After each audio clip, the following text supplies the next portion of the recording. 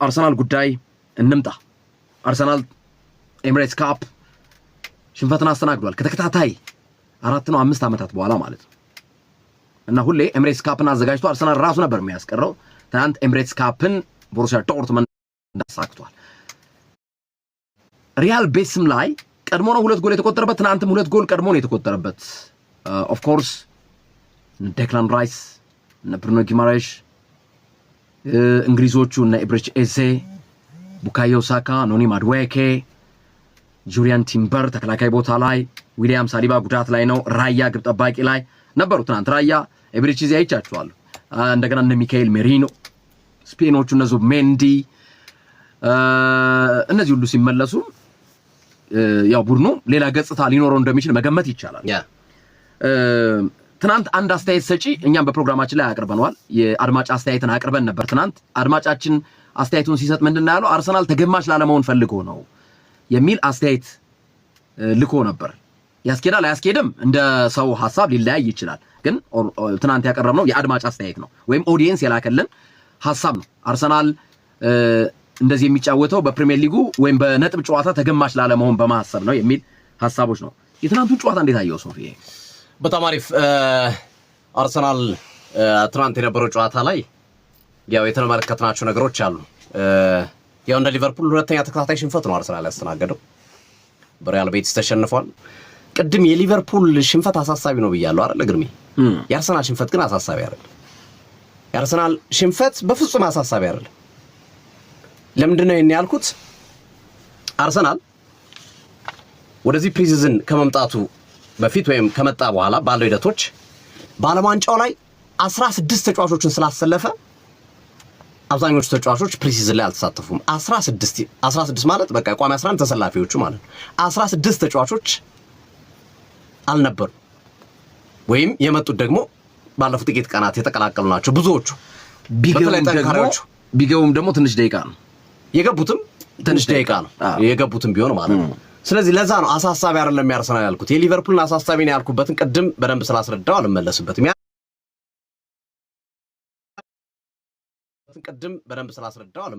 ያርሰናል አሳሳቢ ያልሆነበት ምክንያት ተመልከት ግርሜ። ብሩኖ ጊማሬሽ ዝውውሩ ስላልተጠናቀቀ ነበር በአርሰናል ቤት ውስጥ አልተሳተፈም። ዲክላን ራይስ ሚዱ ላይ ጨምራቸው፣ እነዚህ ኢዜ ሚዱ ላይ ጨምረው፣ ይሄንን ሳካ አጥቂው ላይ ጨምረው፣ ዴቪድ ራያን ግብ ጠባቂ ላይ አምጣው፣ ሚካኤል ሜሪኖ ተቀያሪ ወንበር ላይ አስቀምጠው ዙቢሜንዲን ወይ ተቀያሪ አስገባው ወይ ቋሚ 11 ላይ ወይ ራይስን ወይ ጉማሬጅን አስቀምጠ በለው፣ ማዱኬን አስገባ፣ ቲምበር ጁሪያን ቲምበር ሳሊባ እያልን ስንሄድ ሳሊባ ጉዳት ነው እያልን ስንሄድ አርሰናል እነዚህ ተጫዋቾች ሲመጡ የሚፈታ ችግር ነው። ቅድም የሊቨርፑልን ለምንድነው አሳሳቢ ነው ያልኩት? አብዛኞቹ መጥተዋል። ማካሊስተር ብቻ ነው የሌለው ከሲኒየር ተጫዋቾች። ሁሉም ተጫዋቾች አለ። ለዛ ነው ክፍተት አለ በእነዚህ ተጫዋቾች የማይሸፈን ባሉት ተጫዋቾች። አርሰናል ግን እነዚህ ተጫዋቾች ሲመጡ በአብዛኛው የሚሸፈን ክፍተት ነው እናየዋለን። ግን አርሰናል መሻሻል የለበትም። ኦፍ ኮርስ መሻሻል ያለበት ቁልፍ ቦታዎች አሉ። ለትናንትናው ሽንፈት ሁለት ተጫዋቾችን ተጠያቂ ልታረግ ትችላለህ። የመጀመሪያው ኬፓ ነው። ኬፓ ጎል ሲቆጠር ከማሳመር ውጪ የተለየ ነገር እያየንበት ያልሆነ ተጫዋቹ ነው። አርሰናልም ከዚህ በኋላ የሚፈልገው አይመስለኝም። ወይ ሶስተኛ ግብ ጠባቂ ነው የሚቀመጠው ወይ ይሸኛል። ኢሊያን ሚስሌጋ በፍጹም አይደል ራያ ስለሚተካው ብዙም አሳሳቢ ላይሆን ይችላል። ካይ ሃቨርዝ ነው ሌላኛው ሚዱ ላይ ስንመለከተው የነበረው ክፍተት። ካይ ሃቨርዝ የትናንትናውን ጨዋታ ስፔሻሊ ነጥለን ካየ ነው የሽንፈቱ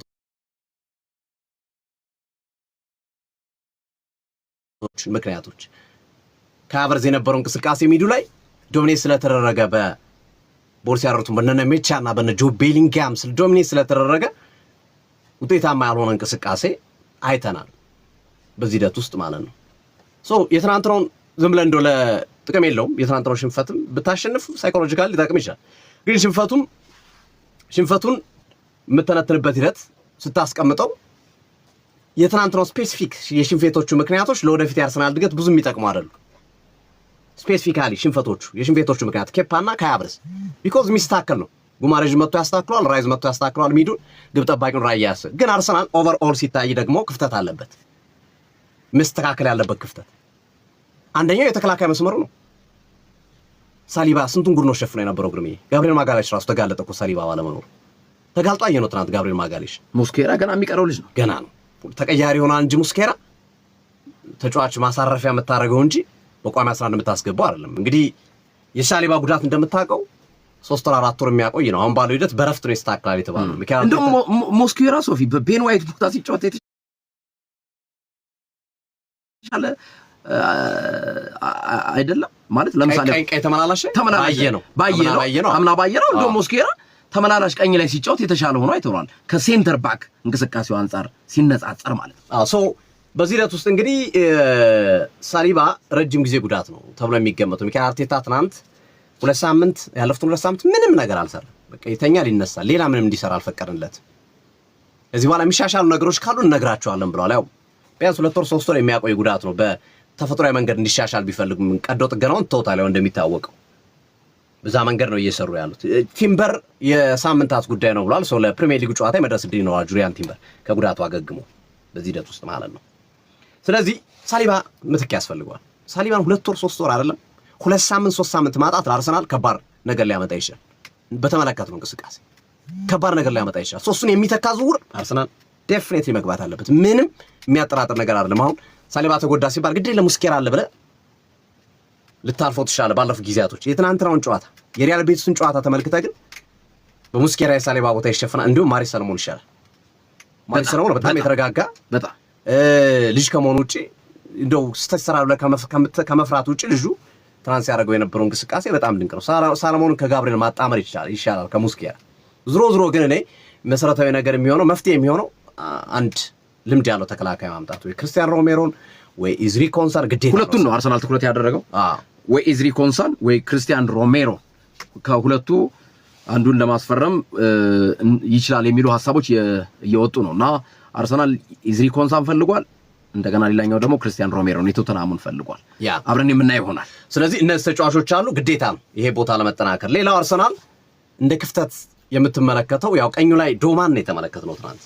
አማካኙን ቅድም እንዳልነው ምንም የአርሰናልና አማካኝ መተቸት ማለት ከባድ ነው። ወይ በጨዋታ አይተን እንደው ተጫዋቾቹ ደክመው አቅም አንሷቸው ችግር ገጥሟቸው የጉዳት ምናምን ገጥሞት አማካኙ ካልተዳከመ በስተቀር አርሰናል አማካኝ ጥያቄ የምታነሳበት ሜቢ የነ ብሩኖ ጊማሬዥ የነ ራይስ ሲመጡ ሙስኬራንም ስህተት ሊያርሙለት ይችላሉ ከፊቱ እነሱ ስለሚሆኑ እሱ ትንሽ ጥቅም ሊሰጥ ይችላል። ግን አማካኙ ላይ በቃ አርሰናል የምታነሳው ዴብዙ ጥልቀቱ የተጫዋቾቹ ጥራት ምንም የምታነሳው የለም። ኦዲጋርድ ቢሆን ነገር ቢሆን ይዚ አለ፣ ራይስ ቢሆን ነገር ቢሆን ጉማሬዥ አለ፣ ዙሜንዲ አለ፣ ስኬሊ አለ፣ ሜሪኖ አለ። በጣም ጥልቀቱ በጣም የተለየ ነው አርሰናል። ሚዱ ላይ ነው አጥቂው ላይ አርሰናል 2 ክፍተቶች ተመልክቻለሁ ባለፉት የወራጅነት ጨዋታ። አንደኛው የግራ መስመር አርሰናል ቪኒሲየስ ጁኒየር ለማስፈረም ቋምጦበት የነበረው ቦታ ማለት ነው። ክርስቶስ ዞሊስ በጣም አሪፍ ተጫዋች፣ በጣም አሪፍ ተጫዋች፣ ቃላት የለኝም። 5 የጎል ተሳትፎ አይደል በ3 ጨዋታ 5ኛ የጎል ተሳትፎ ነው ያደረገው። በጣም ጥራት ያለው ተጫዋች ነው ክርስቶስ ዞሊስ። ድሪብል የሚያደርገው የሚጠቅመው ድሪብል ከሆነ ብቻ ነው። ድሪብል አያደርግም ተጫዋቹ፣ ድሪብል አይደለም። በጣም ጠቃሚ ከሆነ ብቻ ድሪብል አድርጎ ለመሄድ ይሞክራል። ግን አብዛኞቹ ኳሶች አይተው እኮ ዳይሬክት ነው የሚጫወተው። ኳሱን ተቀበለ ሰጥ በቃ አለቀ። ለሚመለከተው ሰው ነው የሚያደርሱ። ኳሱን ተቀበለ ለሚመለከተው፣ ካለበለዚያ ራሱ አዙሮ ሹት ያደርጋል። የማዕዘን ምቶቹ የሚያሻግራቸው ኳሶች ጥራቶች በጣም አሜዚንግ ናቸው። ቅጣት ምቶቹ አሜዚንግ ናቸው። ልጁ በጨዋታው ላይ ክርስቶስ ዞሊስ አሻግሮት ከሀቨርዝ ብቻውን አግኝቶ ገጭቶት ያላስቆጠረው ኳስ የሚጠቀስ ነው። ማዕዘን ምቶቹ በጣም የሚገርሙ ናቸው። ክርስቶስ ዞሊስ ያሻግረው በጣም ይገርመኝ። ከቦታው ተነስቶ የሱ ቦታ አለ፣ ኳስ ወደ ሌላኛው አቅጣጫ ወይም ወደ ቀኝ መስመር ጋር ሄዶ ከኳስ ጋር ፔናልቲ አርሰናል እንዲያገኝ ያስደረገበት መንገድ በጣም ገረመኝ። ያ ቦታ የነ ዶማን ቦታ ነው፣ የነ ማክስ ዶማን ቦታ ነው። ክርስቶስ ዞሊስ ላይ ብቸኛው ነው የምፈራው ነገር ግርምዬ፣ ዞሊስ ላይ ልምድ የሌለው ተጫዋች ነው። በሊጉ ልምድ የሌለው ተጫዋች መሆኑ በእንግሊዝ ፕሪሚየር ሊግ ከክለብ ብሩዥ አመጣ በአንዴ ቋሚ 11 አስገብታ አመቱን ሙሉ አጫወተ ልዘልቅ አይችልም። ስለዚህ አርሰናልም ይሄንን ይረዳል፣ ይገባዋል። አርሰናልም ክርስቶስ ዞሊስን ሲያመጣ ለወደፊት ብሎ ነው እንጂ ያመጣው። እንዲያውም ግርምሾ ትናንት ስታነሳ ነበር 34 ላይ ተጫዋች እያልክ ነው። በጣም የሚገርም ነው። ግን የዚህ ተጫዋች ጉዳይ በሚቀጥሉት ዓመታት ምንም ጥያቄ ነው ልጁ እያሳየው ካለው ሳይን ግን ኔክስት ይር ላይ ወይም በአሁን የእንግሊዝ ፕሪሚየር ሊግ ውድድር ላይ ኢምፓክቱ ትንሽ እንዳይሆንበት ትሰጋለህ። ማለት ልጁ እኮ አቋሙን እያየ ነው፣ ግን የሆነ እርግጠኛ ትሆን ከሊጉ ባህሪ አንፃር ፕሪሚየር ሊጉና ወራጅነት ጨዋታ በጣም የተለያዩ ናቸው። በነገራችን ላይ አርሰናል የግራ መስመር አጥቂ ማምጣት የሚፈልገው ከዛ አንፃር ነው። በነገራችን ላይ ጋብሪኤል ማርቲኔሊ ከጋላታሳራይ 40 ሚሊዮን ዩሮ ቀርቧል። አርሰናል በጣም ትንሽ ብሎ እንዳትመጡ ብሏቸዋል። ለዝም ብሎ ለተራ ተጫዋች 50 እና 60 እየተከፈለ ለማርቲኔሊ 11 ጎል በአንድ ዓመት እያስቆጠረ ያለ ተጫዋች እንደ አይነት ዋጋ ይዛችሁ አትምጡ ብሏቸዋል። ማርቲኔሊና ዞሊስ ማርቲኔሊ የመቆየት እድሉ ሰፊ ነው በአርሰናል። ማርቲኔሊና ዞሊስ ግን አሁንም እስቲል እነሱም ባሉበት ቦታ ዞሊስን እንደ ሶስተኛ አማራጭ ስለሆነ የሚያዩት ወይም ላይክ ነገ እንደሚያደርግ ተጫዋች ስለሆነ የሚያስቡት አንድ ቀንደኛ ምርጥ የግራ መስመር ተጫዋች ይፈልጋል፣ ቦታ ይፈልጋል። በቃ በጣም ጥራት ያለው ቪኒሺየስ ቢመጣ ስክት ነበር የሚለው አልሆነም። ስለዚህ ሌሎች አማራጮችን ማየት ግድ ነው። አሁን አርሰናል ትኩረቱን ኬናን ይልዲዝ ላይ ነው ያደረገው። ኬናን ይልዲዝ፣ ብራድሊ ባርኮላ የተነሱ ተጫዋች ናቸው። ምናልባት በቦታውም ባይሆንም ሌሎች ተጫዋቾችም አሉ። አልቫሬዝ አሁንም አርሰናል ገና አለየለትም። አልቫሬዝን ካመጣ አርሰናልም ማጫወት የሚፈልገው እዛ ቦታ ላይ ዛሬ ልምምድ ጀመረ። በነገራችን እንደገና ደግሞ ዛሬ ሌላው አርሰናል ስሙ የተያዘው ተጫዋች ፌራን ቶሬዝ ሆኗል። ፌራን ቶሬዝ ወደ ፓሪስ ሰን ጀርመን ለማምራት ተስማምቷል የሚሉ መረጃዎች ወጥተዋል። የ26 ዓመቱ ግን የሰሜን ለንደን ክለቦች አርሰናልና ቶተናም ጣልቃ ገብተዋል እንደ ቲምቶክ ዘገባ ማለት ነው። ሰው እነዚህ ነገሮች ስመለከታለህ። ስለዚህ እዛ ቦታ ላይ ሰው ይፈልጋል አርሰናል። አሁን ባለው ሁኔታ ለኔ ለአርሰናል የሚመጥነው ተጫዋች ኬናን ይልዲዝ ነው የሚመስለኝ። ይሄ የግል እምነቴ ነው። ከቡድኑ ባህሪ አንጻር፣ ከተጫዋቹ ጥራት ያለው እንቅስቃሴ አንጻር ኬናን ይልዲዝ አሪፍ ነው። ባርኮላ በጣም አሪፍ ተጫዋች ነው፣ ግን ሚስታቸው ኳሶች አለመብሰል ትመለከትበታለህ። እንግዲህ አሰልጣኝ አርቴታ መጥቶ ካላበሰሉት በስተቀር ከዛ ሌሎች የተያዙት የኒኮ ዊሊያምስ በጣም አስቸጋሪ ዝውውር ነው። ጁሊያን አልቫሬዝም በጣም ፈታኝ ነው። እሱ ባርሴሎና የሚፈልገው ዛሬ ልምምድ ጀምሯል በነገራችን ላይ እና በቀላሉ ሊሳካ የሚችለው የኬናን ይልዲዝ ነው። እኔም እንደዛ ነው ይመስለኝ። የፌራን ቶሬስስ ይመስላል ከወሬ በዘለለ ጨርሷል። ፒኤስጂ ከሉዊስ ኤንሪኬ ጋር ቤስ ናቸው። የልጁ ፍቅረኛ ነበር ታውቃለህ። ልጅ ግን በጣም ይወደዋል። ያጫወት መንገዱን ሉዊስ ኤንሪኬ ይወደዋል እና አርሰናልና ቶተናም እንግዲህ ጣልቃ ገብቷል። እኔም አይመስለኝም ከወሬ በዘለለ ሜዳ አይመስለኝም። ለናሽናል ቲም ሲመረጥ በወቅቱ ታስታውስ ከሆነ የልጁ ፍቅረኛ ስለሆነ የመረጡት ተብሎ ነበረ። ግን ተጫዋቹን በጣም ነው የሚወዱት። ያጫወት መንገዱ ሉዊስ ኤንሪኬና ወደዛ ሊያመጡ የሚችሉበት እድል ይኖራል። ስለዚህ እሱ አንዱ ክፍተት ነው። ከዛ ውጭ አርሰናል ቪክቶር ኮሬሽ ትንሽ መስተካከል ያለበት ተጫዋች ነው። በእርግጥ እንግዲህ ኦድጋርድ በነበረበት ሰዓት ላይ ሙቭመንቶቹ በጣም በነገራችን አሰልጣኝ ኒኮ ኮቫች በፕሪሲዝኑ ከአርሰናል ጋር በነበራቸው ጨዋታ ያደነቁት ቪክቶር ኮሬሽ ነው። በጣም ግሩምኛል ወርክ ሬቱ ነው ያሉት። በጣም የሚገርም ተጫዋች ነው ብሎ ሲያደንቁት ተመልክተናል። ግን ባለፈው ጨዋታም ያለቀለት የጎል ድል ሲያማክን ተመልክተናል። ትናንት በነበረው ጨዋታም ያጠቃቀም ችግሮችን የተመለከትንበት ሂደት አለ። እሱም ማስተካከል አለበት። አርሰናል ሌላ አጥቂ ለማምጣት ወይም 9 ቁጥር የቪክቶር ኮሬሽ ምትክ ለማምጣት ከሚሰራ ከሀቨርዝን 9 ቁጥር ላይ እየቀየረ እያጫወተ ቪክቶር ኮሬሽን ሚዱ ላይ ከሀቨርዝን ድርሽ ባያደርገው የተሻለ ነው ብዬ አስባለሁ። ከዛ ውጪ ኬፓና ፋቢዮ ቬራ በአርሰናል ቤት በፍጹም በምንም መንገድ ፋቢዮ ቬራ አይቆይም። አይ በምንም ስሜቱም ያስታውቃል። ስታንዳርዱ ላይ አይደለም። ጭራሽ ስሜቱም የተጎዳ ይመስለኛል። ፋቢዮ ቬራ ልክም አይደለም። ስታንዳርዱ ውስጥ የለም። ኢታኖዋሪ ትናንት ያሳየው አቋም ዋጋ የሚጨምር መሸጣቸው አይቀርም። ዋጋ የሚጨምር ይመስላል። አርሰናል አምና ካደረጋቸው ጨዋታዎች ከ5ቱ 2ቱን ተሸንፏል። ዘንድሮ ከ3 2ቱን ተሸንፏል። አምና ቶተናም ከ6 የወራጅነት ጨዋታ 1 ተሸንፎ የጨረሰውን ግን አይተናል። ላለመውረድ ነው የተጫወተው። አርሰናል ከ5 ጨዋታ 2ቱን ተሸንፎ በፕሪሲዝን ጨዋታ ሻምፒዮን ሆኗል። አርቴታና ፕሪሲዝን በፍጹም የሚጣጣሙ አይደሉም። አርቴታ በፕሪሲዝን ጨዋታ በ29 ጨዋታ 12 ሽንፈት አስተናግዷል።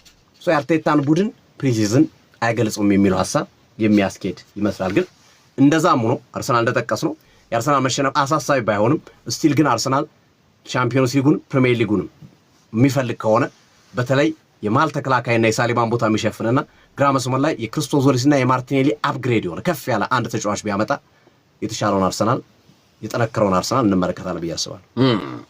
አሰልጣኝ ሚካኤል አርቴታ ሐሳብ አስተያየት ሰጥተዋል። ሚካኤል አርቴታ በቀጣዩ ዓመት ለ4 ዋንጫ እንፋለማለን፣ ለእያንዳንዱ ዋንጫ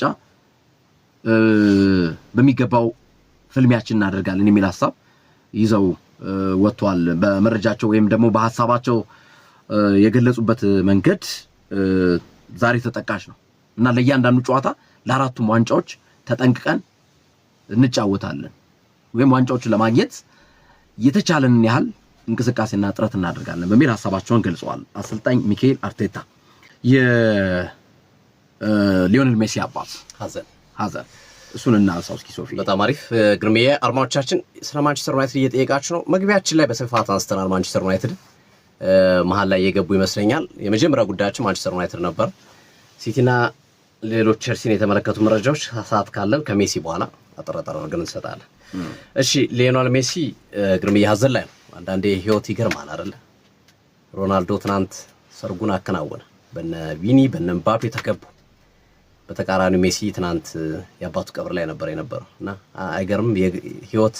እነዚህ ተጫዋቾች እንግዲህ እንደምታውቁ በዓለማችን እግር ኳስ ያው ሁለት ጎቶች ናቸው። ግሬቴስት ኦፍ የዓለማችን ምርጦቹ ተጫዋቾች ናቸው። ግሬተስት ኦፍ ኦል ታይም ግሬተስት ኦፍ ኦል ታይም። ሶ እነዚህ ተጫዋቾች እንግዲህ የተለያየ ቀን ያሳለፉት፣ አንዱ በሐዘን አንዱ በደስታ። ያው ይገርማል አይደል? ሜሲ እንግዲህ ብዙዎች ሰምታቸዋል። በ68 ዓመቱ ነው አባቱ ያረፉት።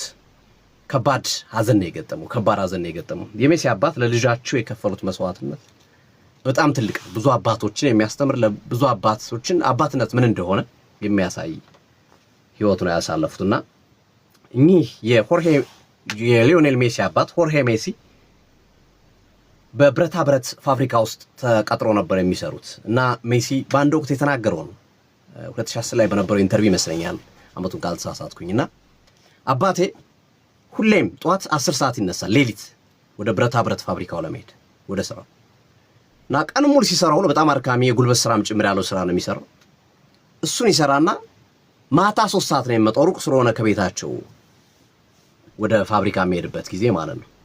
እና ጠዋት 10 ሰዓት ወጥቶ ማታ ነው የሚመጣው እና ሁላችንም በጣም ይናፍቀን ነበር በልጅነታችን አባታችን ቀኑን ሙሉ ስለማናገኘው እና ከመጣ በኋላ 3 ሰዓት ይመጣል። እኛን ደግሞ ማጫወት አለበት። እንደዛ ደክሞት ያጫውተን ነበር። እንደዛ ደክሞት እኛን በብዙ ነገሮች በላይፋችን በብዙ ነገሮች ያስተምረናል፣ ያግዘን ነበር ይላል ሊዮኔል አንድሬስ ሜሲ ስለ አባቱ ሲያነሳ። እና እንደሚታወቀው እንግዲህ ሜሲ በ13 ዓመቱ ወደ ባርሴሎና ያመጣው። ግርሜ ሜሲ ወደ ባርሴሎና ሲመጣ አብሮት የመጣው አባቱ ነው። ግርሜ ከሜሲ ጋር ቤተሰቡ በሙሉ አርጀንቲና ትተው 4 ልጆች ናቸው ከሜሲ ጋር።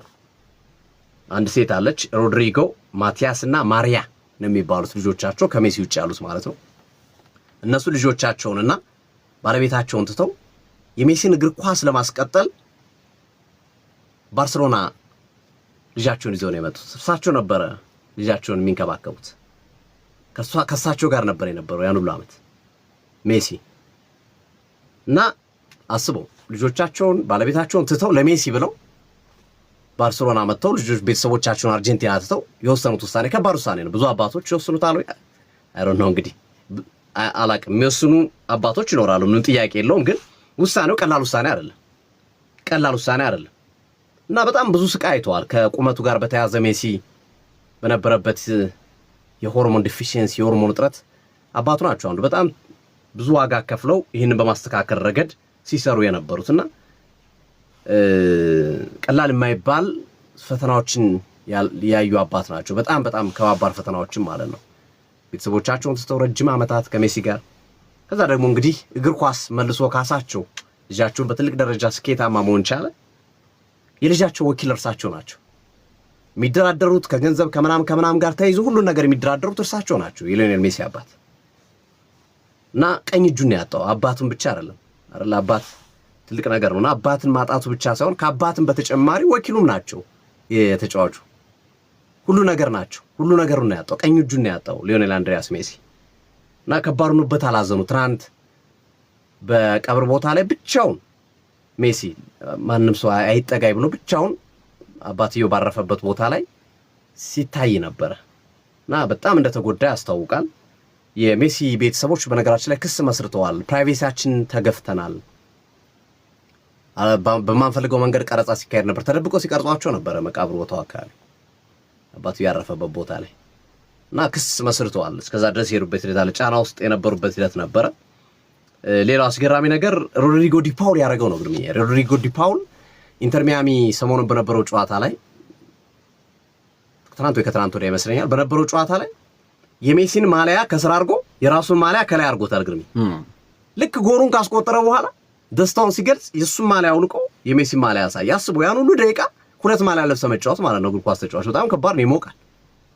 ሮድሪጎ ዲ ፓውል ያደረገው ነገር በዛ ጨዋታ ላይ ማለት ነው። በፊታችን ቅዳሜ ከሞንቴሪ ጋር ጨዋታ አላቸው በአሜሪካ ሜጀር ሊግ ሱከር ይመለሳል ወይ የሚሉት ብዙዎች እየጠየቁ ያሉ ጥያቄ ነው። ግን ከባድ ጊዜ እያሳለፈ ይገኛል ሊዮኔል ሜሲ ግርምዬ። ከባድ ነው ፔኑን እኛም ስለምናውቀው ከባድ ነው እውነት ነው። እንደዚህ አይነት ሁኔታ ማለት ነው። ኦኬ የክርስቲያኖ ሮናልዶ የሰርጉ ሁኔታ ትናንት ሶፊ ትርምስ ፈጥሯል። ተሳስተው የተሸወዱት ደጋፊ እንዳለ ተሰብስቦ ሄዶ ሰርግ ግን ሌሎች ሰዎች ናቸው። የሌሎች ጥንዶች ሰርግ ነው። በካቴድራሉ በፉንቻል ማዴራ ላይ የነበረው ካቴድራሉ ገርሞኛል። እያየሁት ነበረና ሸወዳቸው። ተሸወደ። ብዙ ሰው በጣም ብዙ ሰው ሄዶ ነበር ካሜራቸውን ይዘው ምናምን ያውሉ ሰው ተሰብስቦ ልክ ከሊሞንዚ ላይ ሲወርዱ ሌሎች ሰዎች ናቸው። ሌሎች ግን ተረብሿል እኮ ካቴድራሉ ራሱ ተረብሾ ነበር ምናምን። በጣም ከባድ ነበር። የሃይማኖት አባት የካቴድራሉ የሃይማኖት አባት ራሱ በጣም እባካችሁ ተረጋጉ ብለው መልእክት ሁሉ አስተላልፈው ሊረጋጋ አልቻለም። ብጥብጡ የሮናልዶ ደጋፊዎች የሱ ሰርግ መስሏቸው ግን የሌላ ሰው ሰርግ ሆኖ ተገኘ ማለት ነው። አንዳንድ ነገሮች አሉ። የቼልሲው ቻሎባህ ኮሞ ገብቷል በ30 ሚሊዮን ፓውንድ የኮሞ ንብረት መሆኑ ተረጋግጧል። ቻሎባህ እንግዲህ በፋብሪጋስ ክለብ በኮሞ የተከላካይ ሚናውን የሚወጣ ይሆናል። ሌላው እዚህ አስተያየትም እየላከ ነው። ኤርሚ ማንቸስተር ሲቲ ከአዩብ ቡአዲ ጋር በግል ጉዳዮች መስማማቱን የሚጠቅስ ነው። ቀደም ሲል የተናገርነው ነገር ነው። ከቀናቶች በፊት ስለ አዩብ ቡአዲ ብዙ ነገር ብለናል። ስለ ሲቲም አንስተናል።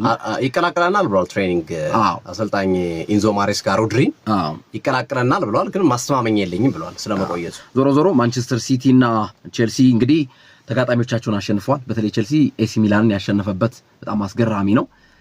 በፕሪሲዝን ማለት ነው። ማንቸስተር ሲቲም ድል ቀንቶታል። አትሌቲኮ ማድሪድን ማሸነፍ የቻለበትን ውጤት አስመዝግቧል። ፕሪሲዝን ላይ ሁለቱ ቡድኖች ቀንቷቸዋል። ግን ፕሪሲዝን በኋላ ላይ የሚመጡ ነገሮችን የመወሰን ነገራቸው እርግጠኛ መሆን አይቻልም ብዙ ጊዜ ማለት ነው። ፕሪሲዝን ላይ የምትደብቃቸው ነገሮች አሉ። ብዙ ነገሮች አሰልጣኞች ይደብቃሉ። በትክክል እነዚህ እንግዲህ የዛሬ የውጭ መረጃዎቻችን ናቸው። ከሀገር ውስጥ ብዙ ነገሮችን ለማለት ፈልገን ነበር። በዚህ በኦሪገን ሲካሄድ በነበረው ከ20 ዓመት በታች የዓለም አትሌቲክስ ሻምፒዮና ላይ ብዙ ነገሮችን ለማንሳት ፈልገን ነበር፣ ግን ሰዓቱ እየተገባደደ ነው። ስለዚህ ነገ በሚኖረን ፕሮግራማችን እንቃኘዋለን። በተለይ ባለሙያ የሚያስፈልጋቸው ጉዳዮች አሉ። ሶፊ ግን እኔ አንድ ነገር ማለት ፈልጋለሁ። ደስታው የተናገረው ነገር አትሌት ደስታው የምግብ ችግር አለብን እንደ ቀላል መታየት የለበትም። ወይም ደግሞ አትሌቱንም ለምን እንደዚህ ያልክ ብሎ ሐሳቡን መቃወምም ተገቢ ነው ብዬ አላምንም። ቀላል ነገር ሊመስል ይችላል ከአመጋገብ ጋር። ሌሎቹ ታላላቅ በእግር ኳሱም ብሔራዊ ቡድኖች በአትሌቲክሱም ታላላቅ ባለሙያዎች የራሳቸው ኒውትሪሽኒስት ወይም የስነ ምግብ ባለሙያ አላቸው። ኢትዮጵያ ውስጥ የለም። ደጋግመን የምንለው ነገር ነው። ትልቅ የሚጠቁም ነገር ነው። እኛ ሩዝ ብቻ ነው የምንበለው አለ። ሌሎቹ ግን ብዙ ነገር ነው የሚመገቡት አለ። ኦፍ ኮርስ ልክ ሩዝ በልተውም ቢሆኑ ሴት አትሌቶቻችን የወርቅ ሜዳሊያ አምጥተዋል። እነ ዮርዳኖስ አምጥተዋል፣ እነ አልማዝ አምጥተዋል ወርቁን በዚህ በኦሪገኑ ማለት ነው። እና ያንን የነሱን ውጤታማነት አንስቶ አይ እነሱም እኮ ሩዝ በልተው ነው ውጤት ያመጡት አንተ እንዴት አልክ ማለት ተገቢ ነው ብዬ አላምንም እኔ። ምክንያቱም የስነ ምግብ ባለሙያ ያስፈልጋል ለአንድ ስፖርተኛ። ያስፈልጋል። እና ልጁ የተናገረው ሐሳብ እውነትም ይሁን ሐሰትም ወይም ትክክልም ወይም ውሸትም ይሁን ሐሳቡን ወስዶ የስነ ምግብ ባለሙያ ያስፈልጋል ዓለም የሚስማማበት ስለሆነ ይህንን ማሟላት የአንድ ፌዴሬሽን ግዴታ ነው ብዬ አምናለሁ። የተናገረው ነገር ቀላል ነገር ስላልሆነ ስናየው ሊያስቀን፣ ስናየው ደግሞ ነገሩ ልክ ላይመስለን ይችል ይሆናል። ግን የስነ ምግብ ባለሙያ ግዴታ ነው ለአንድ ስፖርተኛ ማለት ነው፣ መታሰብ አለበት። ሁለተኛ በኢትዮጵያ አትሌቲክስ ፌዴሬሽን ላይ ያየሁት ነገር የግልጽነት ችግር አለ ሶፊ። አሁንም ያልታረመ ነገር ማለት ነው። ነገሮችን ግልጽ አድርገህ አስቀምጠህ ራስህንና ተቋሙን ማዳን ሲገባህ በኢትዮጵያ አትሌቲክስ ፌዴሬሽን ነገሮችን ለመደበቅ የምትሄድበት ርቀት እንደገና መልሶ ራስህን እንዲበላህ መንገድ ትፈቅዳለህ። ዓለም በሚመራበት መንገድ እያንዳንዱን ነገር ግልጽ አድርጎ ማስቀመጥ ተገቢ ነው ብዬ ስለማምን ነው ሶፊ። ይህንን ያነሳሁት የግልጽነት ጉዳይ አንድ ከአትሌት አጃይባ ጋር ተያይዞ፣ ሁለት ደግሞ ከእድሜ ጋር በተገናኘ ከመጀመሪያው አትሌቶችን ስትመርጥ ችግር ካለ በዓለም አትሌቲክስ ተቋም ባይደብሌፍ ጥያቄዎች የሚነሱ ከሆነ እንዲህ አይነት ነገሮች ተነስተዋል ብለህ ማስቀመጥ ሲገባ በኋላ ላይ ባለቀ ሰዓት ነገሮች ለውዝግብ የሚዳርጉ ሐሳቦችን መሰንዘር በራሱ እርስ በርሱ ፓራዶክስ ይሆናል። እርስ በርሱ የተምታታ ሐሳብ መስጠት በራሱ ተገቢ ነው ብዬ አላምንም። ለምን እንዲጨናነቃሉ? ለምን ፖይንቱን አያስቀምጡም? እውነታውን ነገር ቁጭ አድርገው ማስቀመጥ ነው። እና ብዙ ነገር ማለት አልፈልግም፣ ግን ለምሳሌ በሰፊው እንመጣበታለን። አዎ ለምሳሌ ከአንድ አትሌት ጋር በተገናኘ የሕክምና ጉዳይ ካልክ ምንድነው የሕክምና ጉዳይ? ምንድነው? ኢንጁሪ ነው ወይስ ምንድነው? ክሊር ማድረግ አለብህ። አለበለዚያ ተአማኒነትን ታጣለህ። የሕክምና ጉዳይ እንደዚህ ነው እንዴ? የሰው ልጅ እኮ ወዶ አይደለም እሱ የሚያመጣው እኮ በተፈጥሮ የሚመጡ ነገሮች አሉ። ሰው ክሊርሊ ማስቀመጥና ግልጽ አድርጎ ለስፖርት ቤተሰቡ ገለጻ ብታደርግ ራስህን ለችግር አትዳርግም ነበር ብዬ አስባለሁና ይሄን ነገር ነገ በዝርዝር እንመጣበታለን።